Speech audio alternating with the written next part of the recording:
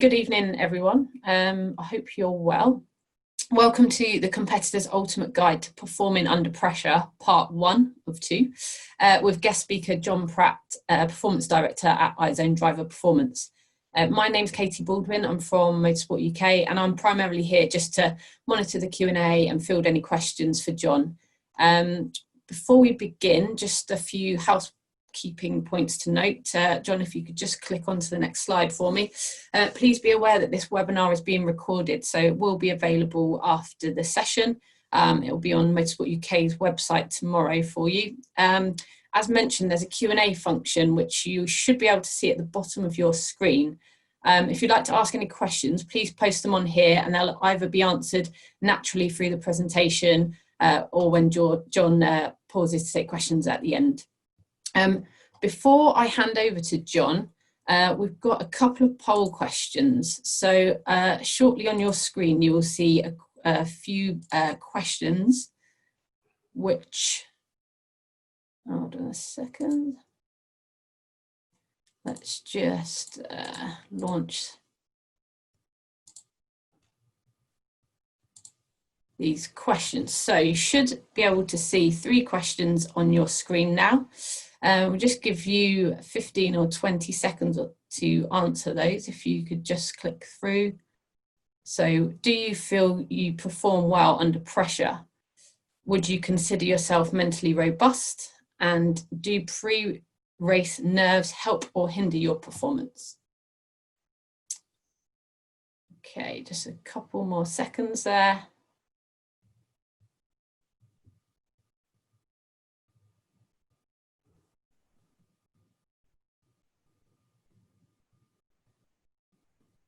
Okay, we've had most people answer this. So end polling, and I'll just share the results. So you should be able to see there the answers. So most of you think that you perform well under pressure. Most of you would consider yourself mentally robust. And most of you feel that pre-race nerves help your performance. Okay. So I will hand over now to John to take you through the session.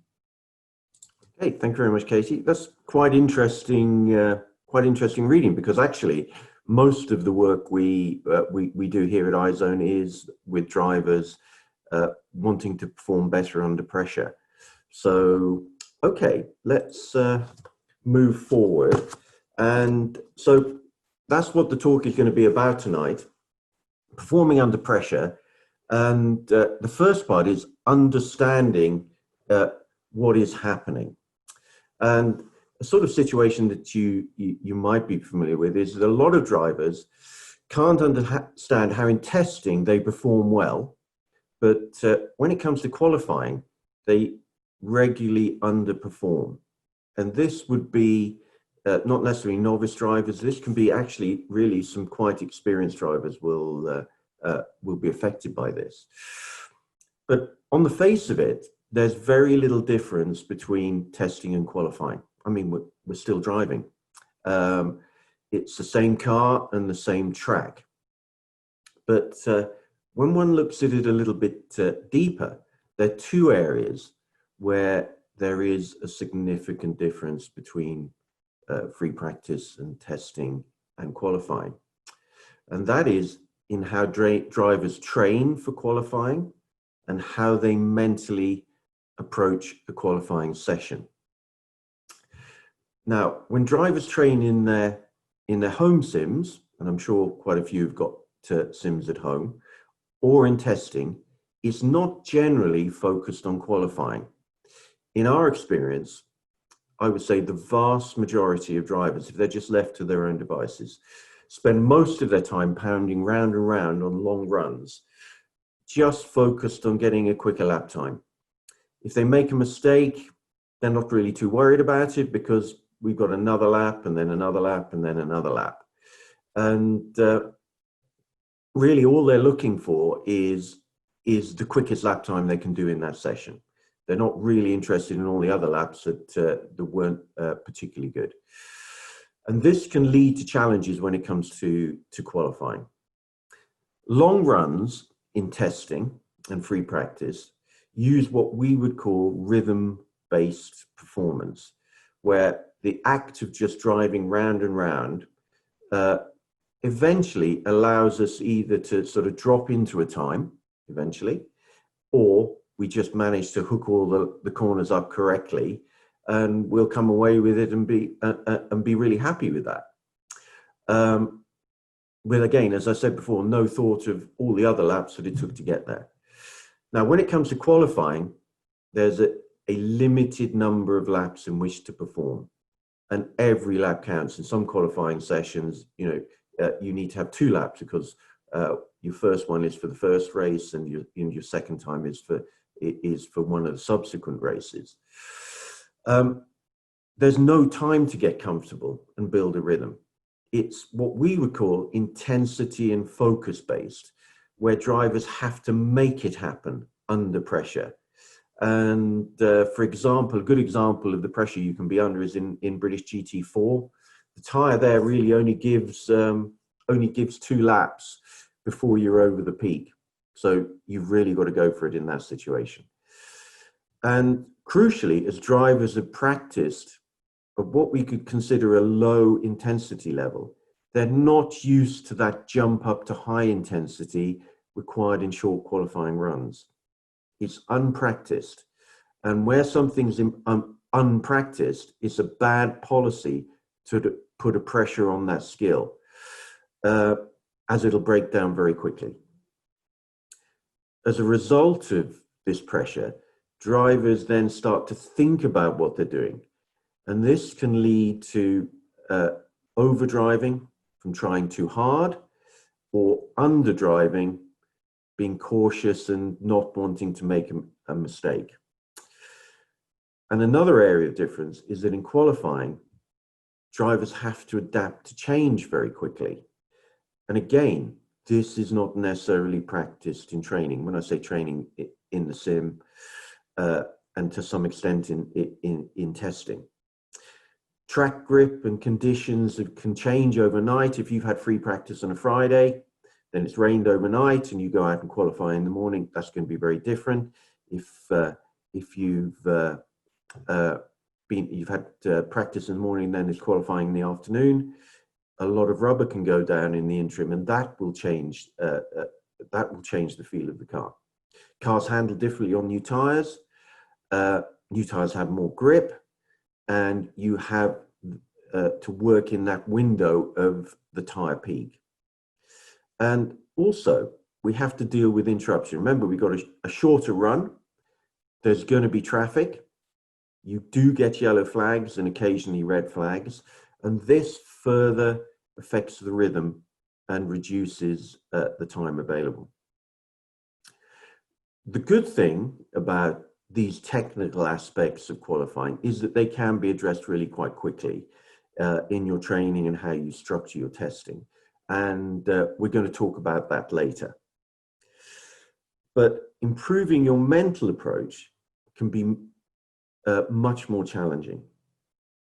Every driver knows how crucial qualifying is to a successful weekend, especially if you're in single-seaters or high downforce cars. Under this pressure, drivers can quickly lose focus on what they can do and patently have already done in testing and free practice. And their focus switches to worrying about the consequence of it not going right for them. They'll start to compare themselves with other drivers. Can I do this? Johnny and Jane are looking quick today. They might remember bad experiences they've had in qualifying in the past. Maybe free practice didn't go well. Thoughts about what will their team and family and sponsors think. But also, a big area where drivers can fall down is that their goal for qualifying, where they want to qualify, may not be in alignment with their current skills / experience level. And so from that, they're setting themselves up for failure before they've even started. So if you've been regularly just scraping yourself into the top 10 in the last sort of 3 or 4 races in qualifying, to set your goal that you want to be in the top 3 or in the top 5 is inevitably going to cause problems. And to fill that gap between where you are now and where you want to be, you will try and fill just with trying, and that will create overdriving. So how can you learn to perform better mentally under pressure? Well, there's 3 principles that we need to look at. The first one is it's really important to understand what processes are going on in our mind. And these are sort of unconscious processes that we're not aware of that happen when we're under pressure. Secondly, you need to train your technical skills, how you drive the car, so that you build what could be called a method of driving that is capable of sustaining pressure. And thirdly, you need to undertake the right mental training so that you build what we would call mental resilience, so that you can always keep your mind on what we would call the task in hand, which is actually executing each corner one after the other, totally focused on that process, no matter what pressure you face. Now, there's some good and bad news regarding mental resilience. The bad news is there's no magic bullet. It takes time. As with all sports, performing mentally under pressure is a skill, a very hard-won skill, and one that takes far longer to master than simply learning the correct driving technique. But there are 2 bits of good news. First one is everybody suffers with a lack of resilience. So you're not alone. And this is why some of you will be here tonight. And secondly, everyone, if trained correctly, and if they are persistent, can learn to become resilient under pressure. So before we look at becoming resilient, we need to know clearly, what are we trying to deliver under pressure? And what is your optimal performance at any one time? And obviously in qualifying, you're looking for your optimum performance, but not more than that and not less than that, okay? And really, there are only 2 things that you have to deliver. The first one is your current skill level, okay? Where you are on your developmental curve. If we've got sort of an Alonso and a Hamilton up here, and we've got a novice driver who's just starting out, everybody on the webinar tonight, we're somewhere on here. And your job is to develop is to deliver whatever that current skill level is, combined with your current experience level. That is your capability, your skill level combined with your experience. You know, when you step into your car to qualify, you can't improve any of those. They're fixed, okay? And it's so if that's where it is there on our graph, if we try and do more to try and bridge the gap to something higher, we'll end up trying and going beyond our skill level, and that actually will make us perform less. Or you get, I think, the worst version of this, where you become cautious and you underdrive so that you don't make mistakes. So both of those situations do not deliver your optimum performance, whatever it might be on that day, okay? Sorry to interrupt. I just wanted to check your slides haven't seemed to have moved along on our screen. So just they're about to move on now, hopefully. Excellent. Just double checking there. Hang on. Motorsport UK is requesting remote control of your screen. Do I approve that, Katie, or decline? No, it's okay. Just move your screen, your slides along. That's fine. Okay. Sorry for a moment. They didn't actually want to move then. So hang on a moment. No, that's fine. Hang on a minute. Let's find out where we are. Cool. Right. Hang on. Okay. It moved a little bit too quick. Okay. So when pressure comes on, what response is activated in our mind and body? And this is what's called the fight or flight response. Well, it's actually fight, flight, or freeze. And this is an instinctive reaction that occurs in your body in the presence of danger. And this can either be physical, which is fear for your life, or mental, which is worry or stress.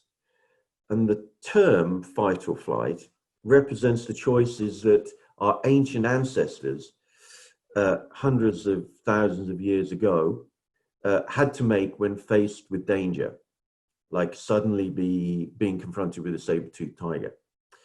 They had the choice. So you can either fight or flee, or in the worst case, freeze. And then there's a very easy lunch for the tiger. And it's important to note that nowadays, the response can be triggered due to real threats, imaginary threats, or past memories of threats. And this fight and flight has evolved. This is a product of evolution over hundreds of thousands of years, and is still present within us, and may be responsible, for humans still to be here on this planet. If we didn't have our fight or flight, we'd all have been eaten. So, what would, from our point of view as racing drivers, what would be a real threat? Well, that would be somebody spinning in front of you. An imaginary threat would be worry before a race about what could happen. Some people can be nervous about thoughts of crashing, and that would be physical danger. A lot of people are concerned about performing badly, and that would be a mental threat.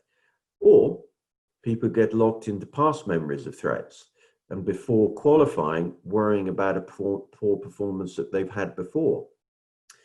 And so this fight and flight response can have a very powerful effect on our bodies. And what actually happens is it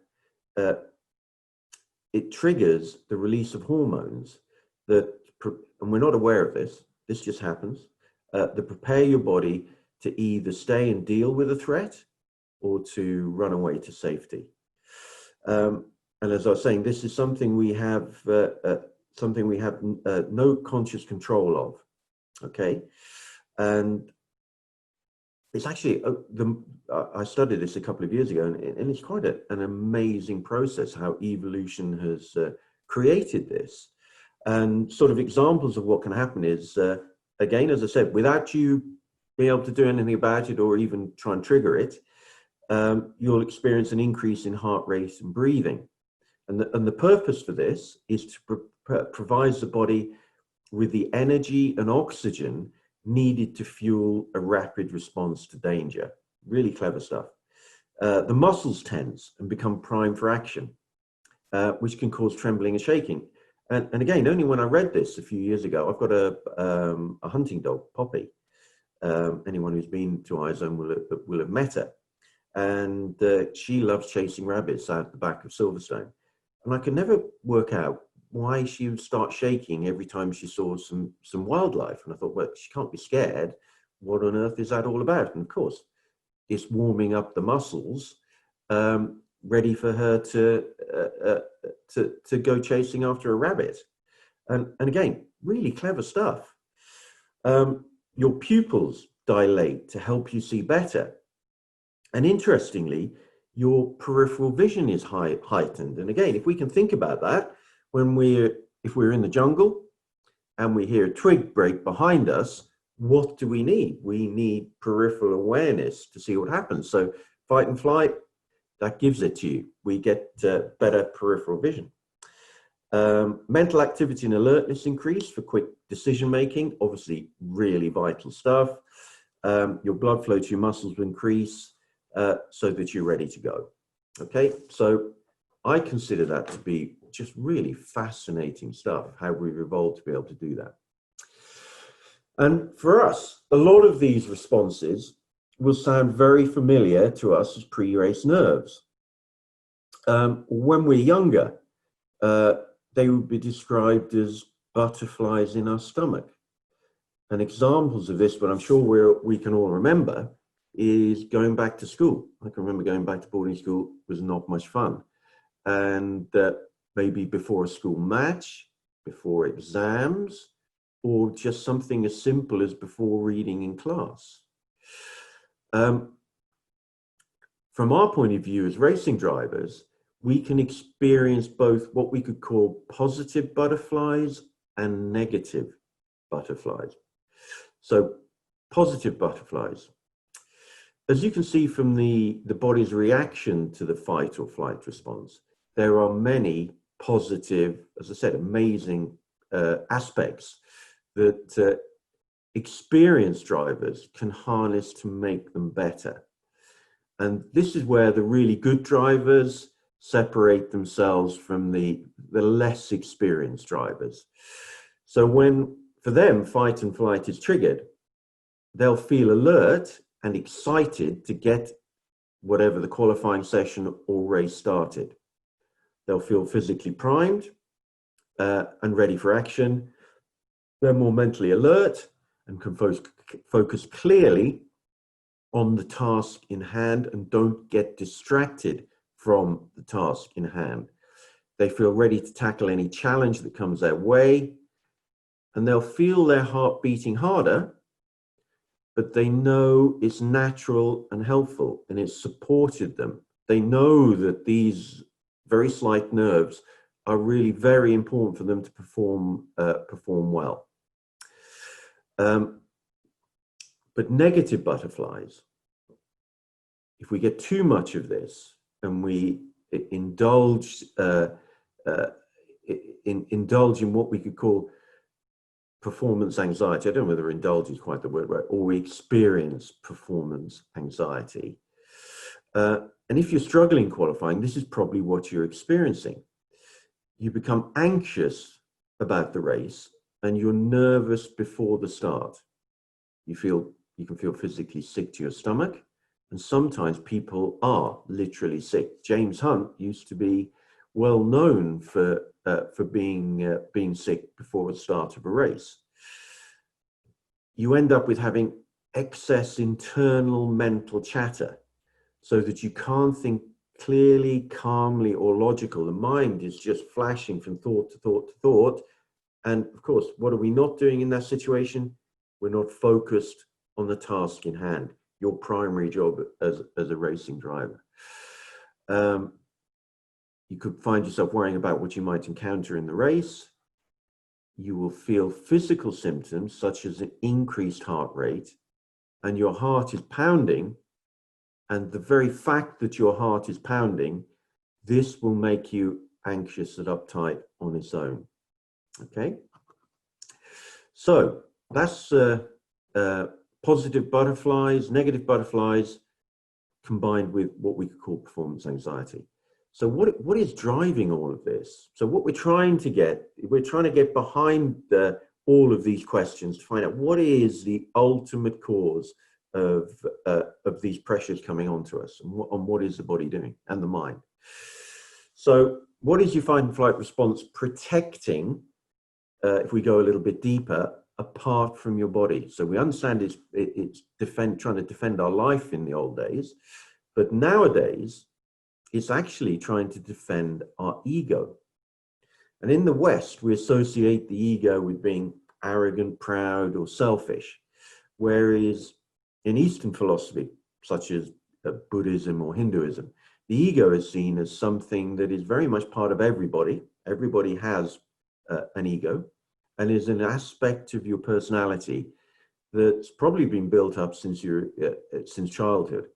And you used it as a way of navigating and, to some extent, protecting yourself from your environment, other people, and the outside world.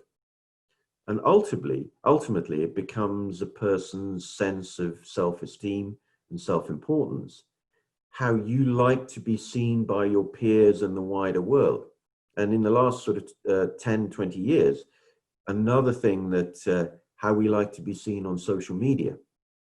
And it becomes an ideal version of ourselves, and something that is really, really important and we want to cling on to.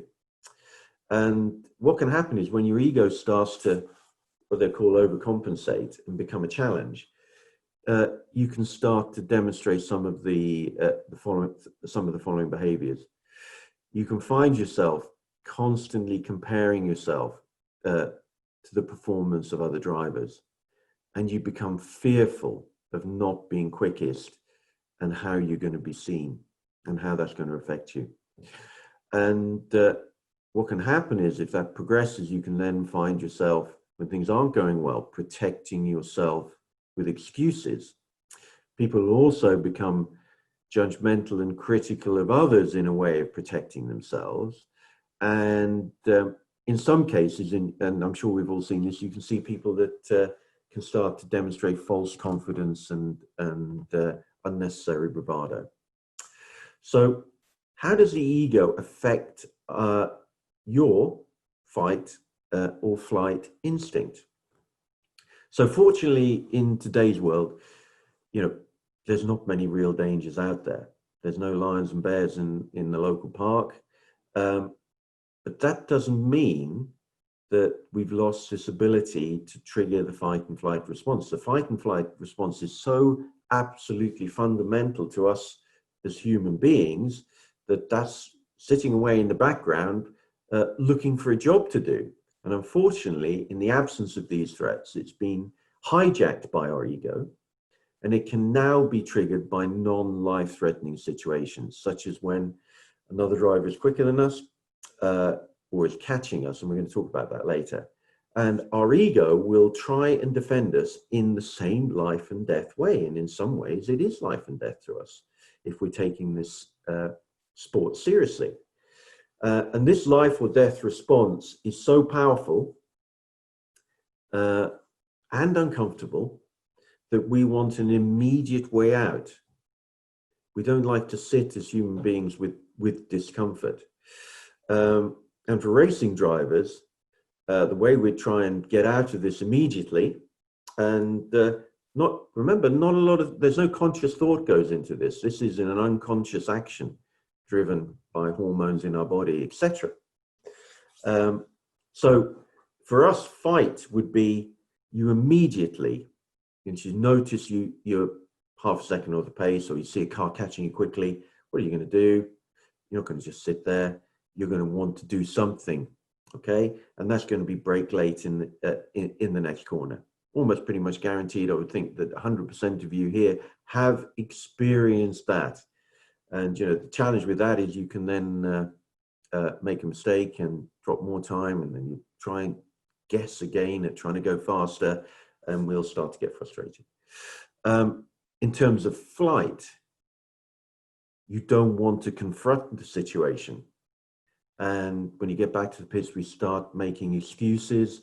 And I've even seen it here in the sim. Drivers just sort of, I can't do it today, and just give up. That's classic flight. And then freeze. This would be, and I'm sure again, a lot of you will have noticed this, where you can feel yourself under pressure, your muscles starting to tense up as you're consciously thinking about what you're doing. But it can also be what could be classically called choking. And you see that in sort of golf, racket sports, etc., where they're very, very susceptible to any tensing and choking up, any tensing, sorry. Critically, and this is very important, the more frequently the fight or flight response is activated, the more likely it is to be activated again. And subsequently, it will take less to activate it, and the response will likely be more forceful.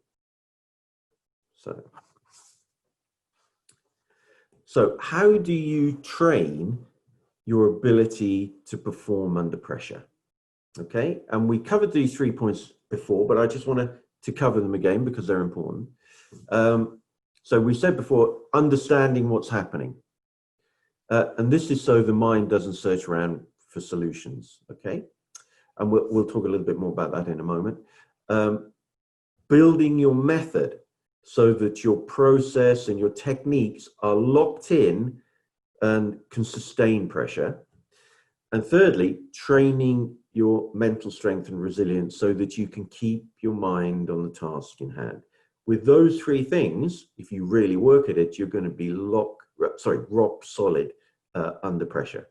So if we just look at understanding what's happening and why this is important, because at some point it's going to ease the pressure on you, because you're not odd, you're not weak, and you're not different, because we're all in that club.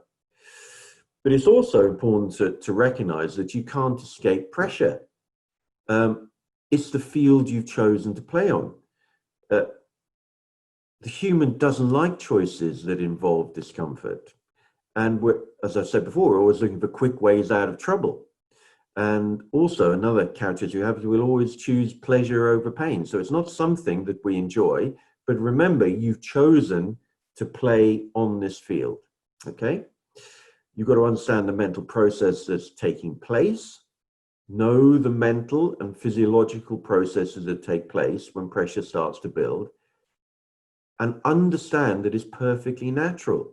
So when our hearts does start to pound and we start to get anxious, this is what everybody is suffering with, and we've got to make sure we use it. If we do use it in the right way, it's like pressing a turbo button. You get an advantage from it. If you don't, it can overwhelm you and really seriously affect your performance. As we talked about before, understand where your performance is now. Where are you on that developmental curve? Are you striving for more than you're actually capable of doing and setting yourself up for failure? Okay. And then getting stuck in that situation where we overdrive to close that gap down. Very important, we need to accept that we're not always going to be quickest. You should all be striving to be. That's why we're here. We're in a competitive sport. We don't just drive round and round and round. But you're not always going to be fastest. And think about it. I don't know, BTCC, what is it, 28 cars this year? If we just use that as an example. One guy's going to be on pole. One guy's second, one guy's third, all the way down to 30th. Okay, so when one guy is on pole, there are 27, 28 other drivers who are not going to be. So that is the most likely result everybody's going to have. And we at some stage have to get used to that. Where champions are really good, people who win championships, everyone will sort of say that, you know, it's the wins that they had in the season that won the championship. But actually, I've done a lot of work with Andy Priaulx when he won his 4 championships in a row. And generally, at the end of the season, it wouldn't be having won at Macau that made the difference. It would have been those times when he salvaged the 6th in adversity, under pressure, rather than panic and overdrive and finish 10th. Okay? And finally, as part of this understanding, know that the only variable is your ability to focus 100% on the task in hand. Your skill level is fixed, your experience level is fixed when you get in the car. Both of those, can't do any more about that. The only thing that you can control at this point is how much focus you put in the task on your task in hand. And the simplest task in hand when you're under pressure is make every apex. That's, you know, there's going to be lots of tasks you have to do, but under pressure, you want to cut it down to just some very basic things. Just make every apex. That's going to make a massive difference. And also remember those times when you've been chasing another car and go quicker. And I'm sure everybody has experienced that. Yes, there's an element of you can sort of follow where they're braking and stuff like that. But actually, you're locking on your focus onto that car, and you are intent with no other thought but to catch that car. You do not in that moment suddenly become more talented and more experienced. It is purely a focus issue. Okay, so that's the first part, understanding what's happening. The second is building your method, your technical skills. Okay, in training, your most important job is to focus 100% on building your method, your technique. Okay, and the same when you go testing. Your method is of vital importance because this is what you take into battle when pressure comes on. And I'm sure, again, this is something that that you guys have all experienced. Certainly, I was pretty good at doing this when I first started out. When pressure came on and there was a big gap, there's a massive temptation to start changing what you've been doing in testing and in practice. Well, you can come under pressure in testing as well. But if there's a big gap there and you have no idea how to fill it, we'll start to make changes. And inevitably, that means we'll start to make mistakes because it's all unpracticed. We've never done it before. And this will severely affect your performance. So your method needs to be rock solid, and you really, really need to believe in it. Okay, so as part of that, you need to know your strengths. What are you really good at? Okay, and keep reinforcing that because they are what you take into battle with you. Okay, you've also got to know your weaknesses as part of your training, and these need to be prioritized and worked on every day. You're not going to be good at, you're not going to turn everything into a strength, but we want as many strengths as we can have, and we need to, if we're not good at stuff, we need to be able to manage that. But certainly, we do not want to be taking any of our weaknesses into battle with us. Okay, you have to build your method. You need to train effectively, and training must be structured, constantly identifying on the big wins and not the fun things to do, as I see quite often. It has to be disciplined. Motivation should have no place in your training. If you need motivation to train, it's quite clear that your goals are too weak. It has to be purposeful, working in a constant struggle, pushing limits, reaching for what's just outside of your grasp. As we've stated before, when you're actually performing, we don't want to make excuses, and we certainly don't want to be making excuses in training. Never hiding from competitive opportunities. Don't protect yourself, and absolutely never give up. Has to be intense and focused. You've got to be training, and we mentioned this right at the beginning. You've got to be training at the same intensity that you'll be competing at. Boxers and combat sports, they're always talking about when they train, it's at exactly the same level of intensity. They can't, in round one of a match, suddenly up their intensity to a level that they haven't even practiced at, because they will very rapidly end up on their backs. Also, for those of you that got simulators at home, this is your opportunity to train the adaptability that we talked about at the beginning. Run specific qualifying drills, short drills, change setup between runs so that you become adaptable to the change in handling of the car, change tire grip levels between runs. Here, when we're training drivers here, we have at least 4 different tires for them to get used to and adapt to. And also interrupt your training sessions and get used to yellow flags and the breaking up of your rhythm. And finally, just running pressure drills in your sim training. Here at iZone, pretty much once the driver's trained, we do nothing more than pressure drills of one form or another, so that performing under pressure is the norm and not the exception. And just simple things, you can look at how you structure your testing. And I'm always advising drivers to, certainly on a test day, to pick a number of your sessions, and certainly using the first part of that session as a simulated qualifying run from where you leave the pits, and you give yourself 4 laps in which you've got to produce a time. Okay.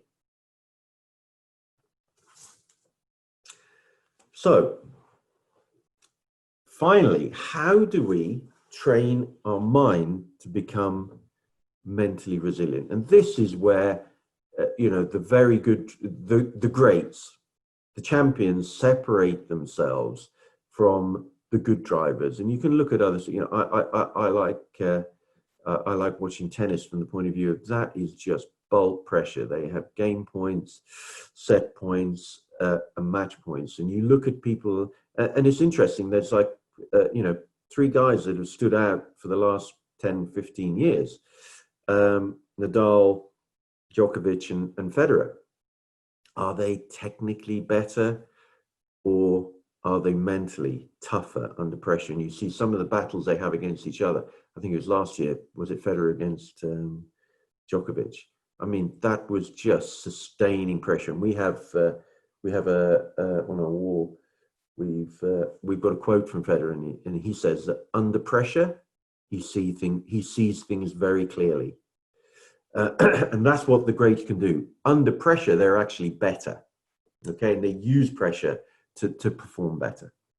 So building mental resilience is all about being able to cope with discomfort. Pressure, especially pressure to our egos, we talked about, is extremely uncomfortable, and human nature, as I keep repeating, we want to escape that discomfort as quickly as possible. Okay, so what I want everybody to do now is to imagine a situation. I hope all of you will have had a situation like this, where in testing, you've been driving really well, and the driving is flowing, and you might be touching the zone a little bit. And what you find is that you might experience some of the following things. You're not thinking about how to drive. You're just driving. It's almost like the process unfolds in front of you, corner by corner by corner, and you're not thinking how to technically drive the car. It just sort of happens. And just as a side to side there, you know, we can experience this driving home at night. If we're on the phone, no, can't do that bit. We're on hands-free.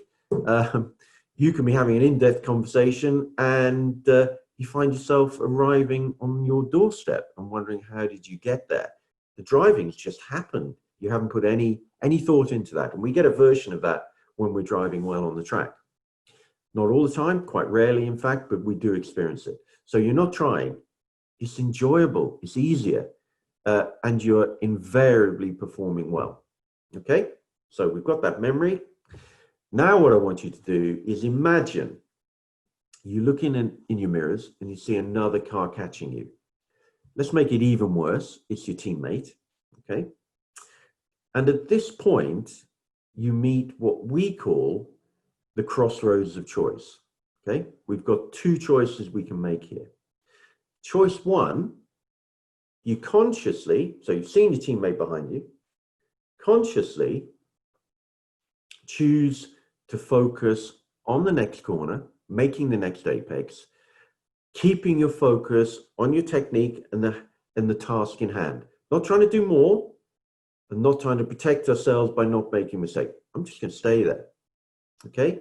Keeping your concentration 100% on executing your current skill. Effectively, you're choosing to stay where you are and accept what is happening. Okay? That's the logical sort of this choice that we would make there if we had that opportunity. Okay? The second choice is, and we've really only got two, you immediately think of the consequence of being slow. What does this do? This activates your ego, and in turn will trigger your fight and flight instinct. What is the thought going to be? My teammate's going to be happy. Everyone will know it's on TSL. How am I going to explain this on social media? I've told everyone how quick I am. What are my friends and family going to think? How am I going to explain this? And this just rattles through really, really quickly. And so these thoughts trigger your emotions.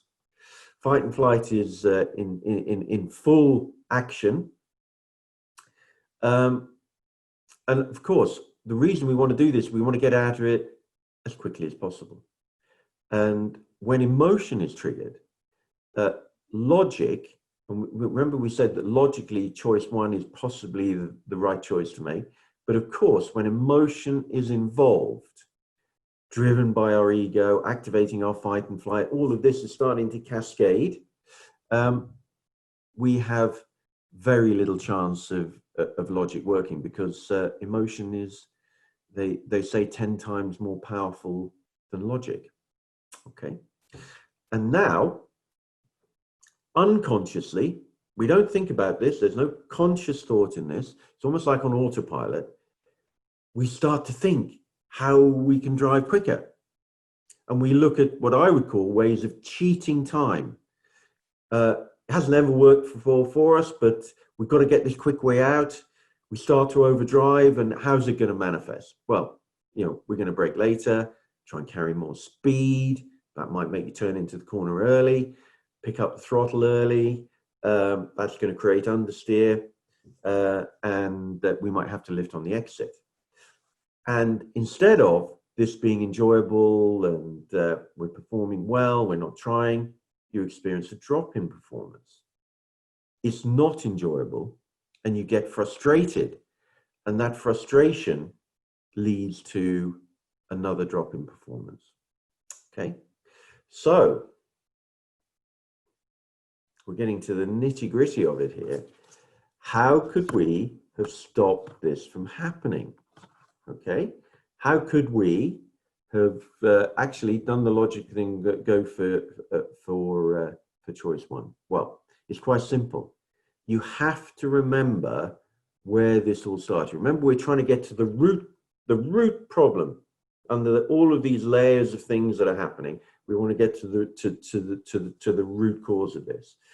And of course, if we look back, this has all been triggered by one thing, that our teammate is catching us. That then cascaded all of these thoughts. So if you could have caught that thought and redirected the mind to the task in hand, even if that task is just purely make the next apex, and keep it there, none of this would have happened. And that's the fact. You'd have gone back to the pits, you've looked at the data, you'd have seen what your teammate is doing, and you then have an opportunity of making an improvement in the next session. That would be the fastest learning that you could do, and obviously ultimately the best thing for you.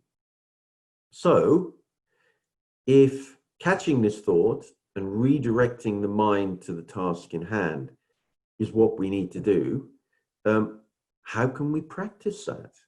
Okay, and we actually do this by learning a technique called mindfulness, which is actually it's a very popular topic, even in schools and in life and in general happiness. But it's really, there are hundreds of thousands of pages on this, on mindfulness and boards on Google. And mindfulness is, in simple terms, is a meditation technique that can trace its history back 2,500 years to the time of the Buddha. So it's not about avoiding negative thoughts or uncomfortable feelings or bodily sensations. The real goal is to keep the mind in the present moment and not to be distracted by these negative thoughts. And basic mindfulness meditation is about sitting and focusing on your breathing, because breathing is happening in the present moment. Okay, and of course, when driving is flowing, we are in the present moment. Okay, we're not trying to think ahead of where we are, and we're not worried about what's happening behind us. We're just there, watching, observing what's happening, is flowing, and we're fully absorbed in that. So meditation is about sitting, focusing on your breathing, experiencing that our thoughts, the thoughts come into our mind. You know, if you're just sitting here now and you close your eyes and you didn't have anything to do, you'd be thinking about, what the hell am I doing? What's for dinner? What do I need to be doing later? Oh, got to remember to bring that guy or whatever. And in meditation, what we do is we accept that thought, or mindfulness meditation, and return the mind to the task in hand, which is to follow your breathing. And so meditation is a condition, or should I call mindful meditation, is a really powerful mental conditioning exercise. And just like in the gym, your mind gets distracted by a thought, and you make the conscious choice to return it to the current task in hand, which is following your breathing. Okay. And in our next talk that we're doing, it'll be by our resident performance psychologist, Sid, who, apart from being qualified as a psychologist, he is a qualified mindfulness practitioner. And he will be, for those of that you want to attend, he will be taking you through mindfulness and taking you through through the exercise and the conditioning that you can do, and you practice obviously this at home. Okay, Katie, I think that's it. Awesome. Thank you so much, John. Thanks very much for that. It was really interesting, really useful, and I hope everybody enjoyed it. Just to finish off, first of all, we're just going to do a second poll. So I'm going to just pose another question to you all, which should be popping up on your screen now. So, do you feel more confident in understanding how your mind processes pressure and how you can use this knowledge to become mentally robust? So, simple yes or no answer. Just give you a few seconds there to cast your vote. Nearly got full responses. Just a couple more seconds there, and then we'll end the polling and share results. So that's really positive. 97% say yes. Excellent. Okay. So any questions for John? Let's have a look in here. Okay. If you've got any questions, just pop them in the Q&A function at the bottom. Okay, it doesn't look like we've got any coming in. What we will do, when is the next session? So the next, the mindfulness session that John referred to is on the 18th of November. So there's a few weeks until that one. If in the meantime you'd like to head to the Motorsport UK website, the competitor webinar series page has a list of all of our upcoming webinars with various topics. So if you found this useful and enjoyed the session and you'd like to see more from John and our other guest speakers, and you can head to the website to sign up. I'm just going to check the Q&A again. Okay, so we've got a question from Marco. How do you train pressure if only a race puts you in the pressure needed to feel it? Okay, the way you would train pressure, is this in a simulator? We'll assume it's in a simulator. It is, for example, the very starting point. I'll give you an example of the starting drill that we would use, and that would be driver goes out and does, say, a 6-lap run. You record all their times, and then what you do is you take their slowest time from that run. That's your target. Every lap then has to be under that target time on the next run. If every lap is then quicker, you keep reducing the target time based on your slowest lap. And what we're trying to do there is get rid of the bad laps. And if you get rid of the bad laps, you're going to be improving the better laps. So that would be the start of a gentle pressure drill, because then every lap counts, because we have to hit target on every lap. Okay. And then if you're in a sim, you can do a drill where we put a ghost car behind you, but it's a calculation, so that we set a time that the ghost car is going to be lapping at. We record your times against that, and at the end of every lap, we know if you gained or lost versus that car. And when we first started doing that, we thought, well, no one's going to be kidded by that. But I guarantee every driver, when we start doing that with them, they love it, and they'll get out of the sim at the end sweating. So it doesn't actually take a lot to put yourself under pressure if you do it the right way.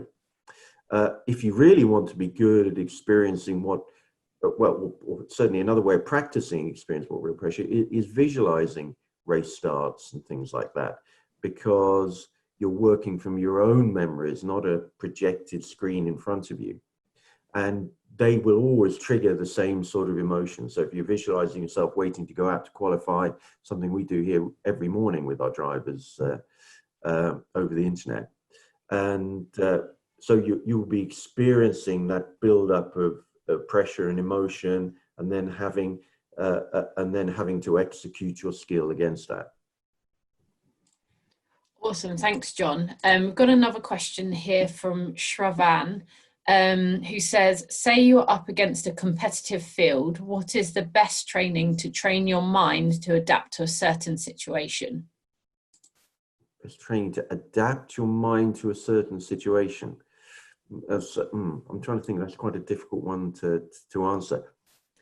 Basically, what we have to be doing in any situation is keeping our mind, it's very simple, on the task in hand, whatever that may be.